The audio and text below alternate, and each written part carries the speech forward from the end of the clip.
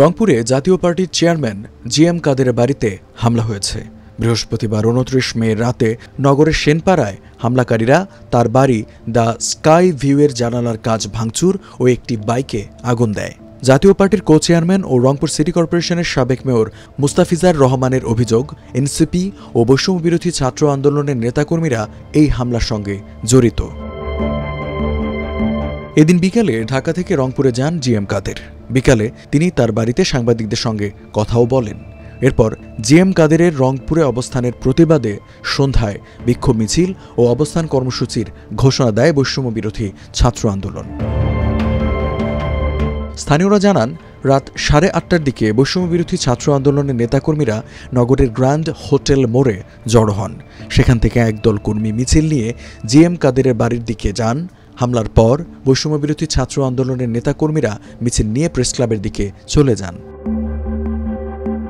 এ বিষয়ে জানতে চাইলে বৈষম্যবিরোধী ছাত্র আন্দোলনের রংপুর মহানগর কমিটির আহ্বায়ক ইমতিয়াজ আহমেদ বলেন, ফ্যাসিবাদের দোসর জাতীয় পার্টির চেয়ারম্যান জিএম কাদেরের বিরুদ্ধে ব্যবস্থা নেবার দাবিতে তারা শান্তিপূর্ণ মিছিল করছিলেন। জাতীয় পার্টির লোকজন তাদের ওপর হামলা চালায়।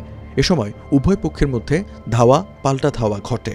জিএম কাদেরের বাড়িতে হামলার অভিযোগ সত্য নয়। এদিন এক ফেসবুক পোস্টে জিএম কাদেরকে এখনও কেন আটক করা হয়নি সেই প্রশ্ন তোলেন এনসিপির নেতা সার্জিস আলম। পোস্টে তিনি লেখেন, জাতীয় পার্টি আওয়ামী লীগের সবচেয়ে বড় দোসর। বিরোধী দলের যাবতীয় সুবিধা ভোগ করে আওয়ামী লীগকে সরকারি দলের বৈধতা দিয়েছিল এই জাতীয় পার্টি। প্রত্যেক ইলেকশনের আগে অবৈধ সরকারি দলের বিরোধিতার নামে ভণ্ডামি করত। তারপর নির্বাচনের ঠিক কয়েকদিন আগে জিএম কাদের ভারতে গিয়ে নেগোসিয়েশন করে ডামি বিরোধী দল সেজে বসে থাকত। সে জিএম কাদের এখনও বাইরে কিভাবে? সরকারকে ধাক্কা না দিলে কি কাজ হয় না? নাকি প্রত্যেকটা কাজের জন্য ছাত্র জনতাকে নতুন করে মাঠে নামতে হবে? রংপুরে হামলার ঘটনার পর সিটি কর্পোরেশনের সাবেক মেয়র মুস্তাফিজার রহমান, জাতীয় পার্টির মহানগর কমিটির সাধারণ সম্পাদক এস.এম. ইয়াসির সহ দলটির নেতাকর্মীরা জিএম কাদেরের বাড়ির সামনে নেতাকর্মীদের নিয়ে অবস্থান নেন।